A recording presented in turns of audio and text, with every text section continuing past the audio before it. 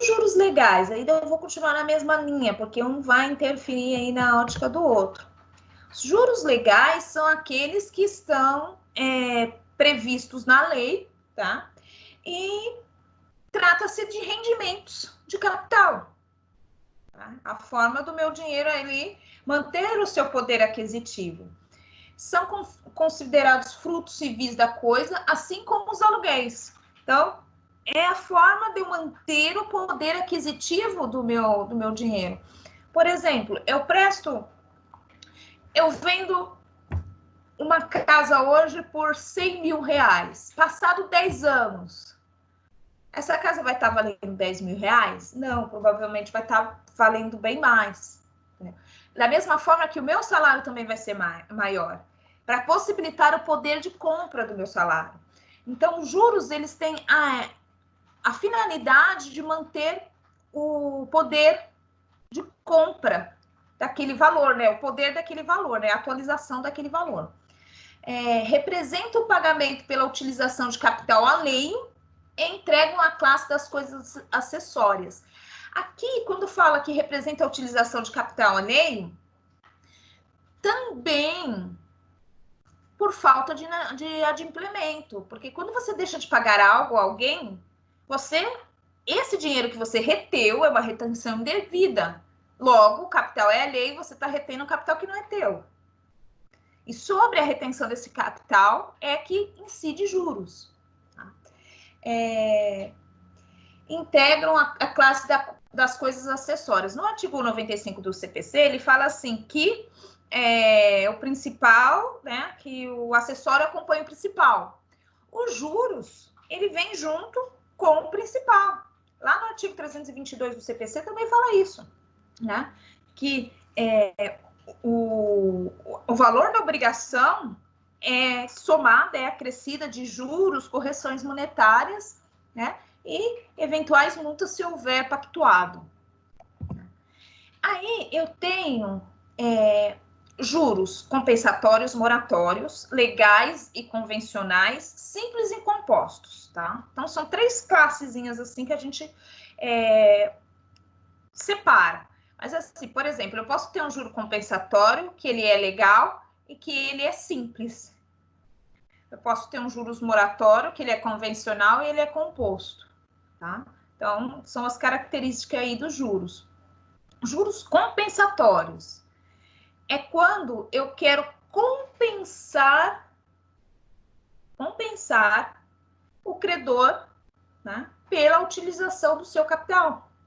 Aqui na questão não é adimplemento. Eu peguei emprestado e aí eu convenciono lá de pagar 2% ao mês.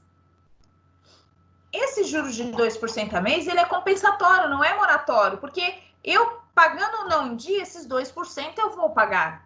Não sei se alguém de vocês já emprestaram dinheiro aí e falaram, mas aí eu vou colocar um jurozinho de poupança aqui, que é o que estaria meu dinheiro rendendo. Então, o juros compensatório, ele compensa, né, o credor pela utilização do seu capital.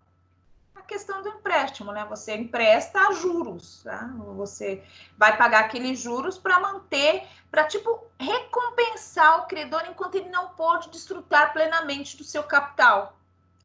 Resulta da utilização consentida de capital alheio. Então, não é inadimplemento os juros compensatórios. Em regra, convencionais, mas também podem derivar da lei. Então, compensatório. Só que o que interessa para nós é o próximo, que é o juros moratório, porque a gente está falando de obrigação. O que interessa para mim é esse juros moratórios, porque esse ele vem exatamente no retardamento, no cumprimento da obrigação. Então, incide juros moratório toda vez que houver um inadimplemento. Toda vez aí que o devedor incidir e mora, né? Podendo ser convencionados ou não. Então, pode derivar da lei ou pode ser convencionado em um juros diferente da lei. Sem que para isso exista limite previamente estabelecido na lei. A taxa, se não convencionada, será referida pela lei, conforme o artigo 406. Então, juros moratórios. Se você quer manter uma taxa fixa de juros, coloca no contrato. Quero manter lá 5% ao mês, 7% ao mês, tá? Ou, sei lá, 70% ao ano, pode ser, o período também pode ser por ano. Mas se você não estipular nenhuma cláusula convencional sobre os juros, aí a gente vem para 406. Né? Quando os juros moratórios não forem convencionados ou forem sem taxa estipulada, haverá incidência de juros, mas não colocou o valor de juros. Serão fixados segundo a taxa que estiver em vigor para a mora do pagamento de imposto devido à Fazenda Nacional. Por muito tempo, achou-se que aqui, lembra que o código é de 2002, tá? Por muito tempo, achou-se que aqui deveria ser aplicada a mesma taxa lá do CTN, do Código Tributário Nacional, tá? E, salvo me engano, artigo 160, parágrafo 1º, não me lembro ao certo, que lá estipulava o juros de 1%, tá? Juros de 1% ao mês. Porém, depois a jurisprudência veio a discussão doutrinária e tal, e hoje chegou-se à conclusão de que não, que aquele imposto lá, ele não cobre efetivamente, ele não tem a possibilidade de fazer aquele valor que a credor foi privado de manter o seu poder aquisitivo. Por isso que a própria jurisprudência determinou que fosse utilizado a taxa Selic. A taxa Selic, eu não trouxe ela aqui, que bonitinho, né? Eu achei que tivesse trazido, deixa eu só pegar aqui o significado da taxa Selic. A taxa Selic, ela possibilita um melhor poder de compra. Tá? Deixa eu só pegar o significado da sigla.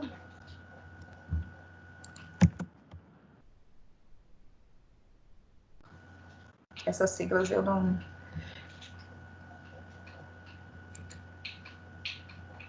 Então, ela diz respeito a uma média de juros que o governo paga por empréstimo, tá? Então, é uma taxa aí do governo, né, aplicado aí aos empréstimos realizados entre o governo, que envolvam transações do governo. Significa Sistema Especial de Liquidação e Custódia. Tá? O interessante, por exemplo, que nesse primeiro quadrimestre nosso, de janeiro a abril, a média da taxa Selic foi de 3,7. Veja, o que é melhor para nós? Aplicarmos uma taxa de 3,7 ou aplicarmos o CTN que está lá, taxa de 1% ao mês? Né? Teve meses aí, eu acho que foi janeiro, que a taxa Selic ficou em 4,1. Então, quando nós estipulamos a aplicação, a incidência de uma taxa, né, de uma taxa de correção aí, é justamente com a finalidade de poder manter o poder de compra. E justamente que essa taxa Selic é utilizada nas transações do governo, a lei, o artigo 406 fala, né? Taxa que estiver em vigor para a mora do pagamento de imposto. Se a taxa Selic é destinada justamente ao governo, à Fazenda Nacional, logo também tem que ser aplicada aqui nas obrigações. Então, é essa taxa que a gente usa para o cálculo aí de juros legais. Aí os juros podem ser convencionais ou legais. Então, se for convencionais, eu posso estipular uma taxa diferente da Selic. Posso colocar lá TR, vai perder para caramba, né? Porque tem ano que fica abaixo de 0, né? Posso colocar lá INPC, Índice Nacional de Preço do Consumidor. Então, fica o critério aí das partes, sempre que houver a convenção de juros. Isso pode. Direito civil e direito privado pode. Juros legais são aqueles previstos pela lei, que é o caso do 406, que ele prevê já a utilização de uma taxa destinada ao pagamento da fazenda, da mora da fazenda. Essa taxa é a Selic. Pode ser, por exemplo, tem outras leis que determinam a taxa de R e tal, aí a depender. Nesse caso aqui de obrigações civis, a gente está aplicando a taxa Selic como juro legal. E aí nós temos o juro simples, juro composto. Juro simples é aquele calculado sobre o capital inicial, né? Mês a mês, você só incide, né, sobre aquele capital, aquele valor vai gerar, mas aquele juro aquela parcela. O juro composto, eles são capitalizados anualmente, calculando esses juros sobre juros. Eu coloquei um exemplozinho aqui, porque nós somos de humanas, né? Nós não gostamos muito de conta, pelo menos alguns de nós não gostamos muito de contas, né? Então, por exemplo, se eu tenho uma taxa de 10% de juros, vamos lá, tem 10 mil reais no regime de juro composto, feita por 3 meses, a juros de 10% ao mês. Qual o valor que será resgatado no final? 13 mil. Por quê? Aí eu aplico 10% de 10 mil, dá 1.000. Aí já são 11 mil. Aí depois eu acrescento sobre os 11 mil, 10%. Aí dá 1.100. Eu posso ter 12.100. Aí sobre os 12.100, eu acrescento mais 10%. Eu passo a ter 13.310. Juros sobre juros. Diferente lá do juro simples, que não é contabilizado dessa forma. E a cláusula penal? Mas como que eu vou ter o nome de uma cláusula penal de direito civil? Aqui o nome penal significa de penalidade, né? De pena, em virtude do descumprimento de uma obrigação, tá? Então, ela tem o condão de evitar, né? A finalidade de evitar que alguém entre mora, né? Alguém não cumpra sua parte no contrato. Então, essa cláusula penal no caso de inadimplemento deste contrato, será fixada uma multa de 10%, 30%, 50%, uma multa bem pesada para que iniba o inadimplemento. Tá? Essa multa é convencional, convencionada. Tá? Não é e nunca será a cláusula penal a obrigação principal. Tanto que ela nem pode ser maior que o valor principal, o valor do principal. Ela sempre tem um condão acessório, ou seja, eu tenho a obrigação principal mais a cláusula penal. Então, no caso de inadimplemento, o que o devedor vai ter que pagar? A obrigação, perdas e danos se houver, juros, correção monetária, se for uma demanda judicial, honorários advocatícios e cláusula penal se houver. Lembro que a cláusula penal ela tem que ser convencionada, ela tem que estar prevista no contrato. Obrigação acessória pela qual se estipula pena ou multa destinada a evitar o inadimplemento da principal ou retardamento do seu cumprimento. É também denominada pena convencional ou multa contratual. Vocês podem ver com esses nomes aí. Mas tem a finalidade justamente disso, de inibir o inadimplemento. 408 fala, incorre de pleno direito o devedor na cláusula penal. Ou seja, o devedor vai estar ali incorrendo na cláusula penal, desde que culposamente deixe de cumprir a obrigação ou se constitua embora. O que é deixar de cumprir a obrigação? Não pagou. O que é constituição em mora? Pagou de forma diferente que deveria ter pago. Então, nessas duas situações é possível a aplicação de cláusula penal, desde que culposamente. Lembrando que a gente viu naquela aula de culpa, naquela aula de mora, que a culpa aqui é sentido lato. Inclui dano, negligência, dolo, negligência, imprudência e perícia, no sentido lato. E a natureza jurídica da cláusula penal? Ela vem para nós, apresenta para nós civilistas a pena convencional, tá? Ou seja, é um pacto secundário, é um acordo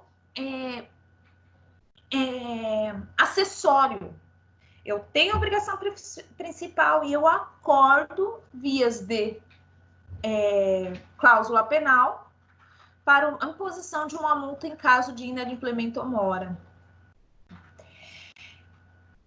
E veja, por que que ela é acessória? Porque vai depender sempre da existência da obrigação principal.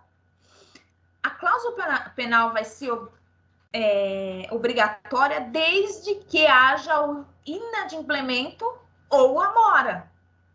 Se eu não tiver o inadimplemento nem a mora, logo não há necessidade de aplicação da cláusula penal. Aí, uma vez estipulada a cláusula penal, é possível a redução do seu valor? Sim, ela é possível. Veja, nos casos em que ultrapassar o limite legal, 412, o valor da combinação imposta na cláusula penal não pode exceder o valor da obrigação principal. Aí o juiz vai reduzir a pena aí, né? A pena, a multa contratual. E também nas hipóteses previstas no artigo 413. A penalidade deve ser reduzida equitativamente pelo juiz se a obrigação principal tiver sido cumprida em parte, ou se o montante da penalidade for manifestamente excessivo, tendo-se em vista a natureza e a finalidade do negócio jurídico. Se o juiz acha que a natureza da obrigação não é incompatível com uma multa tão alta, o juiz também pode reduzir essa multa. Nesses dois casos é possível a redução da cláusula penal, mesmo que ela tenha sido pactuada. Não vai contrariar o pacta sunt servanda, porque prevalece aí o princípio, né, além da boa-fé contratual, né, o princípio da finalidade social do contrato.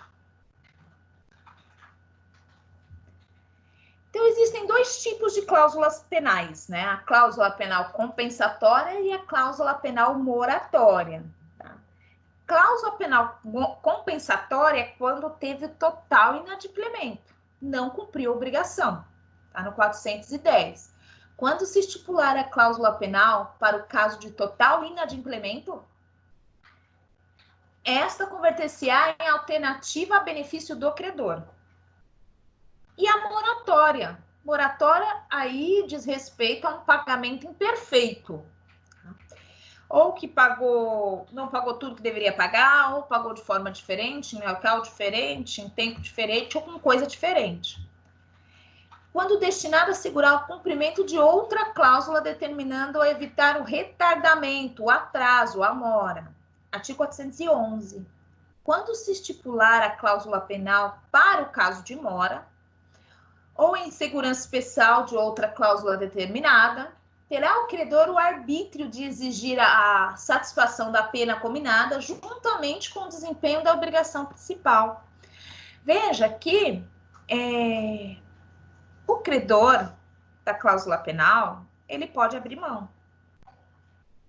Ele tem a liberdade de abrir mão da aplicação da cláusula penal, certo? Justamente porque é questão de convenção, a questão de direito civil, direito privado. E das arras? O que é a arras? Tá? Ou sinal? É quando eu dou aquela quantia em dinheiro para segurar o negócio, para garantir que ele não vá vender para ninguém, oferecer o negócio para nenhum outro, né? Não vai fazer negócio com outra pessoa. Eu faço lá, entrego um depósito inicial, tá? Um sinal, para poder segurar ali o meu contrato. Tá? Sinal ou arras é a quantia ou coisa entregue por um dos contraentes ao outro com afirmação de acordo de vontades e princípio de pagamento. Eu tenho interesse de formular esse acordo, mas tem outras questões que eu preciso ver primeiro. Por exemplo, você quer comprar uma casa, mas você vai depender de financiamento. Aí a construtora fala assim, o incorporador, ó, então dá 10% de entrada a título de sinal, esse valor depois a gente abaixa do pagamento, né? E a gente segura aí o imóvel para você em, sei lá, 30, 60, 90 dias, a depender de quando do prazo do financiamento, certo? Então, para isso que serve a arras ou sinal, para garantir que o negócio será feito, né? Tem natureza acessória, pois depende do processo principal, né? Depende da obrigação principal. Eu só tenho um sinal se eu tenho um interesse numa obrigação principal. E caráter real, pois se aperfeiçoou com a entrega do dinheiro ou da coisa fungível por um dos contraentes ao outro. Eu posso também entregar um bem como garantia de, tá? Garantia de que eu vou cumprir aquela obrigação, de que eu estou interessado naquela obrigação. Vamos lá, exemplo da casa, né? Só que eu quero comprar casa, mas tem que financiar. Eu vou e entrego o meu carro como sinal de que eu tenho interesse de fazer um negócio. Então, o sinal, ele pode ser tanto de coisa fungível, quanto de dinheiro. As duas espécies aí pode servir aí para fazer o sinal. Então, as arras podem ser confirmatórias ou penitenciais. Tá? Confirmatórias, quando ela tem a função de confirmar o contrato e que se está obrigado. Então, essa arras aqui é para confirmar que eu quero fazer esse contrato. Penitenciais, quando uma das partes convenciona o direito ao arrependimento. Então, dei uma determinada entrada. E no contrato está prevista a cláusula de arrependimento, tanto do credor quanto do devedor. Tá? Veja, se for uma cláusula de arrependimento em favor do devedor, aquele sinal que foi dado vai ser devolvido. Se for uma cláusula de arrependimento aí com relação ao devedor, ao credor, tá? Que beneficiou, ele irá aqui perdê-las. Se no contrato for estipulado o direito ao arrependimento para qualquer das partes, tanto devedor quanto credor, as arras ou sinal terão função unicamente indenizatória. Neste caso, quem as deu, perdê-las-á, em benefício da outra. E quem as recebeu, devolvê-las-á, mais o equivalente. Então, vai depender do tipo de cláusula de arrependimento. Geralmente, a cláusula de arrependimento é em favor de uma das partes. E tem que estar estipuladas. Em ambos os casos, não haverá direito à indenização suplementar. Sempre que tiver cláusula de arrependimento, é onde você concede o direito da pessoa se arrepender e devolver aquilo que foi pago, né? Ou não concede o direito da pessoa se arrepender e retém aquilo que foi dado. Tá? Então, serve aí a título de indenização, tanto para uma parte quanto para a outra. E era isso que eu tinha para falar para vocês. Eu falei para vocês que só faltava um pouquinhozinho da matéria de vocês para conseguir terminar. Alguém gostaria de fazer alguma pergunta sobre a incidência desse juros, perdas e danos, arras, cláusulas penitenciais, cláusulas penais? Eu, professora? Fala, Pri. Quando a gente faz um contrato, igual a gente estava falando, a professora estava falando da taxa Selic, aí eu convenciono que vai ser a taxa Selic. Aí, quando o governo reduz essa taxa, porque assim, a gente tem visto, né, que ele, ao longo do ano, reduz. Por exemplo, no começo do ano era 3,75%, agora está 3%. Se a época do meu contrato eu fechei a 3,75%, eu posso pedir para rever?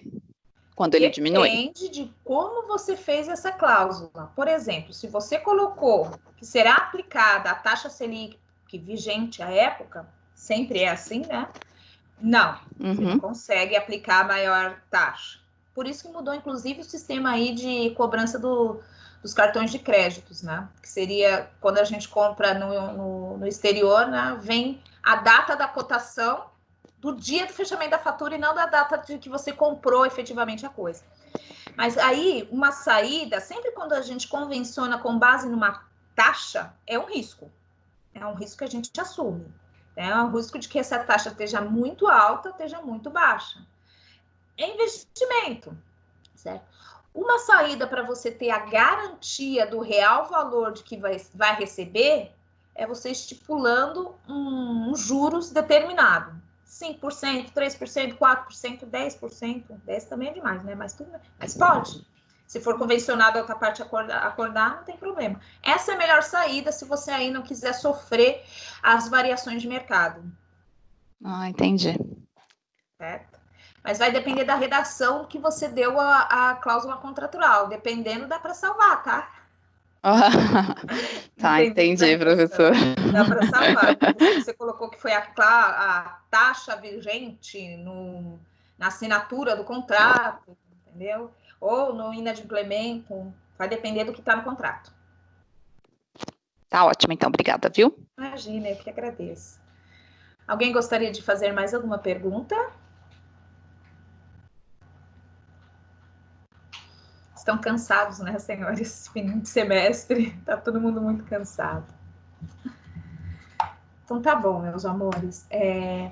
Gostaria aqui de encerrar o semestre com vocês. Agradeço imensamente aí todos, tá? Eu vou ter que dar um especial agradecimento à Jéssica. Acho que ela não está mais aqui com a gente, mas a bichinha trabalhou pra caramba. Ela nos ajudou muito, eu em especial, né, como professor, de ter que mandar comunicação com vocês. Agradeço pessoalmente a ela e agradeço a companhia de todos vocês. Saiba que eu aprendi muito com vocês. Eu espero ter feito vocês gostarem um pouquinho do direito privado, né, e ter roubado um pouquinho vocês aí da professora Marisa, do professor Guilherme, do professor Francisco, que são os penalistas. Mostrar assim que o direito processual é muito bom também, o direito civil também é legal de se trabalhar, de se conhecer, e é bom conhecer para a nossa vida, né? Porque a gente vive nesse mundo civil. E agradeço imensamente pelo cuidado que vocês tiveram comigo, pelo trato, pela recepção. Peço desculpas se falei com vocês em algum momento, eu tentei dar o meu melhor. Esse novo método não é conhecido nosso, a gente teve que se adaptar, nossos professores, e nós nos esforçamos muito. Eu agradeço, peço desculpas se eu falei em alguma coisa. Muito obrigada, queridos. Aí eu vou... Obrigada, professora, a senhora foi ótima. Obrigada, Pri, muito obrigada. Obrigada, professora. Obrigada, Ju. Ótimo. Obrigada, Ju. Obrigado, professora, foi ótimo. Seria melhor se a gente estivesse na sala, mas foi bom mesmo assim, foi muito bom. Obrigadão. Sim, mas seu desempenho não mudou, professora. É um ótimo ensinamento, continuou. Obrigada, Ju, muito obrigada. Professora, eu que agradeço, eu aprendi muito, viu? Eu já ia te chamar também. Obrigada, eu fiquei em dúvida entre penal, entre civil, porque, nossa, eu aprendi demais. Eu agradeço o carinho, a recepção, a paciência que a senhora teve, principalmente comigo, né? Na idade avançada é difícil aprender. Está sendo para mim difícil também aprender as aulas online. É complicado, mas graças a Deus eu aprendi, porque as palavras que é expressada através da senhora, ela abre um leque na minha mente, e acho que na mente dos meus colegas também. Agradeço, e que o próximo semestre estaremos juntos, né? Em nome de Jesus, eu espero que você esteja na grade também, né? Eu acho que não, né? Pelo que eu vi. Sou eu que agradeço, imagina. Tá certo, senhores. Muito obrigada. Tenham um bom restante de noite. Não vou tomar mais tempo de vocês. Vocês têm um monte de prova para fazer aí. Façam essas provas com a maior calma possível, tá? E, se puderem, fiquem em casa e se cuidem para para que nós possamos, no próximo semestre, estar presencialmente juntos, tá? Obrigada, gente, de coração. Muito obrigada. Até mais. Oi. Qual a dúvida? Essa prova que tem na matéria da senhora foi elaborada por ti mesmo? Foi elaborada por mim mesmo. Então tá bom. Tudo que tá lá foi que a gente foi. Até João José e Maria, que eu sempre uso esse exemplo, né? Estão lá também, tá? Tá bom. Por nada. Tchau. Tchau, gente. Até mais. Tchau, tchau. Tchau, professora. Um beijo. Tchau, beijo.